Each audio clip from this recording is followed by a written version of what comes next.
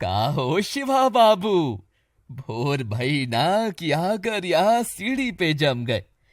ई हाथ में कहा लड़कियों वाला पिन लिए बैठे हो?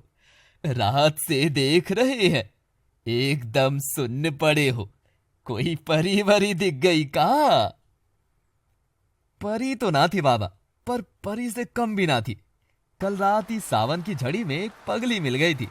आंखें एकदम ऐसी जैसे ई गंगा जी की गहराई। बस एक बार देखे और वो घबरा के ऐसी भागी जैसे हम यमराज हो। अरे तो तुम कौन सा हीरो लगते हो लल्ला?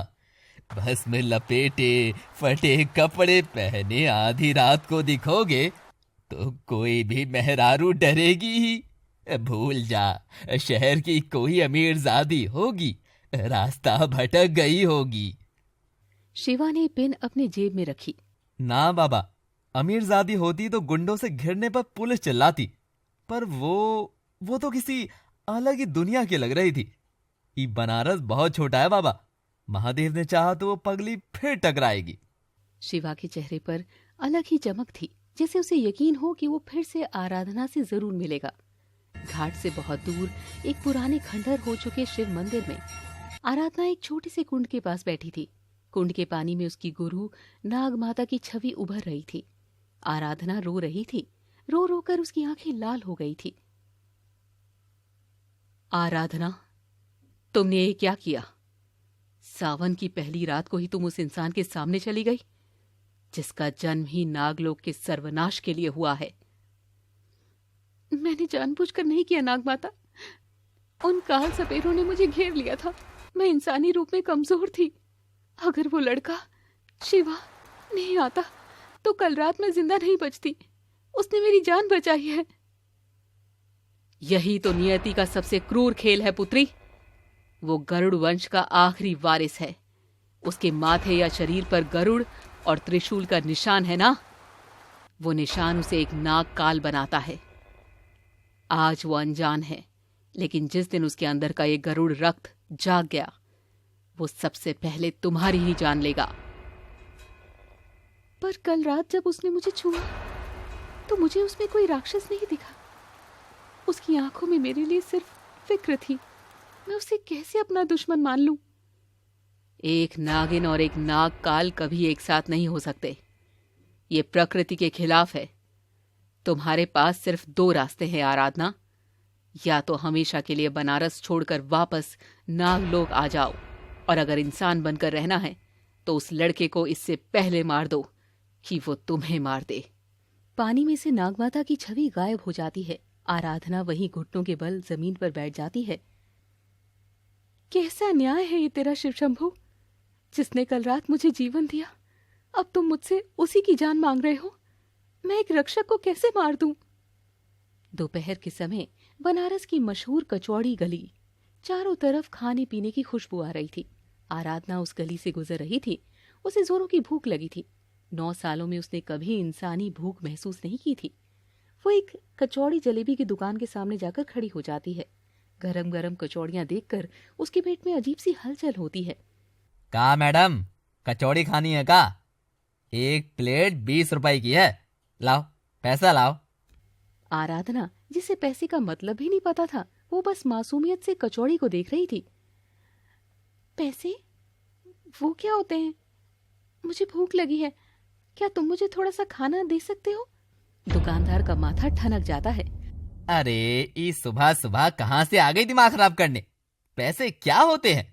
पागल वागल होगा जी। चलो हटो यहाँ से, बौनी का टाइम है, पनौती मत लगाओ। दुकानदार आराधना को धक्का देने के लिए हाथ बढ़ाता है, लेकिन अचानक कोई उस दुकानदार का हाथ हवा में ही पकड़ लेता है।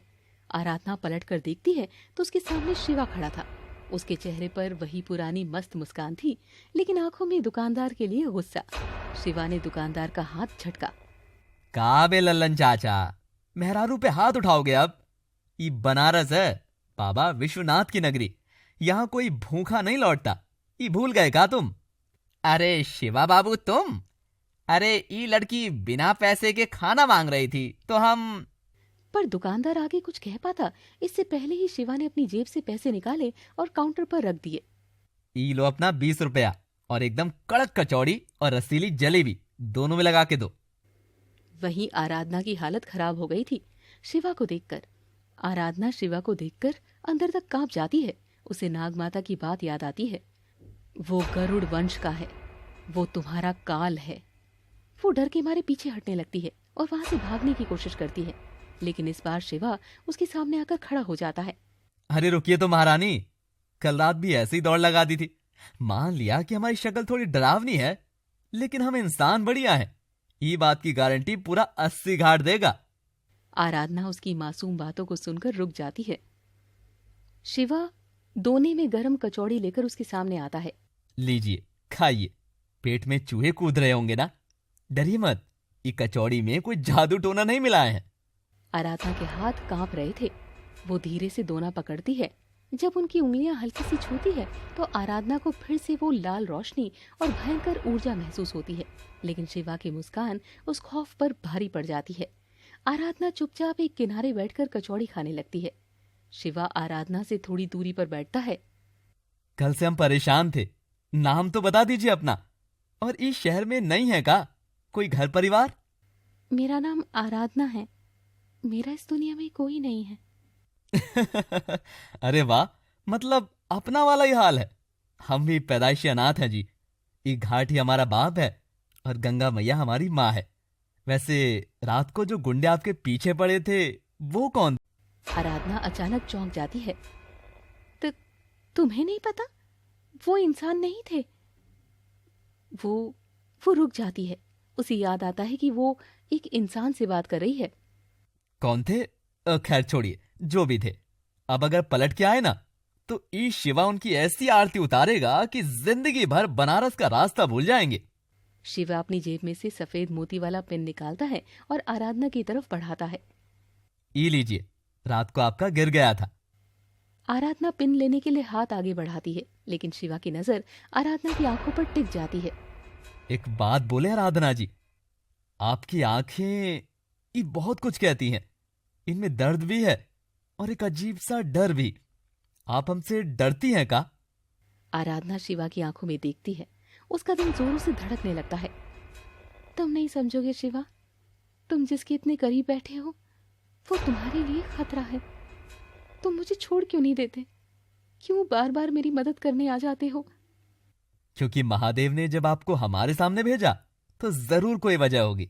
और रही बात खतरे की, तो ई शिवा मौत से नहीं डरता आराधना जी। तभी गली में अचानक भगदड़ मच जाती है। लोग इधर उधर भागने लगते हैं।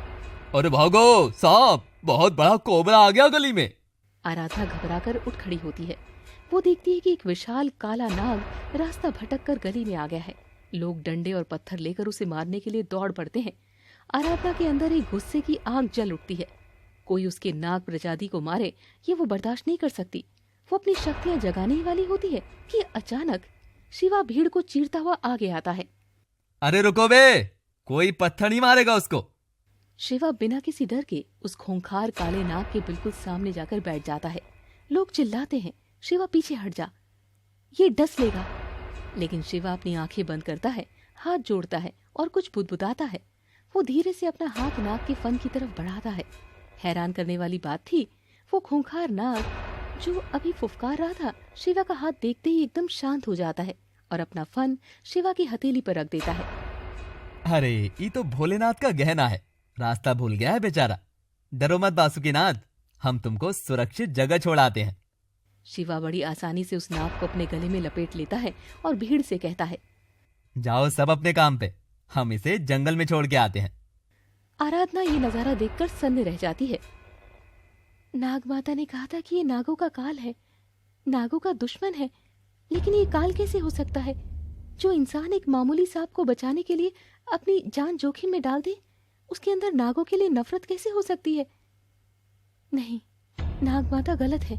ये कोई दानव नहीं, ये तो सच में कोई फरिश्ता है। आराधना के दिल में शिवा के लिए अब जो भावना उठ रही थी वो सिर्फ कृतज्ञता नहीं थी, वो प्यार की पहली सीढ़ी थी। वो इंसान जिसे उसे मारना था वो उस पर अपना दिल हार रही थी। इधर शिवा जंगल की तरफ जा रहा था और उधर घाट के एक अंधेरे कोने में एक भयानक दिखने वाला तांत्रिक अघोरी ध्यान में बैठे थे। ये काल सपेरों का गुरु महागुरु भद्रक है। रमन भद्रक के सामने हाथ जोड़े खड़ा था। गुरुजी, हम उस नागिन को पकड़ लिए थे, लेकिन एक लौंडा बीच में आ गया। उसके हाथ में पत्थर जैसी ताकत थी, जिससे हम लोग लड़ ही नहीं पाए। क्या होने वाला है आराधना को शिवा से प्यार? क्या रंग लाएगा जब एक नागिन अपने ही दुश्मन से प्यार कर बैठेगी?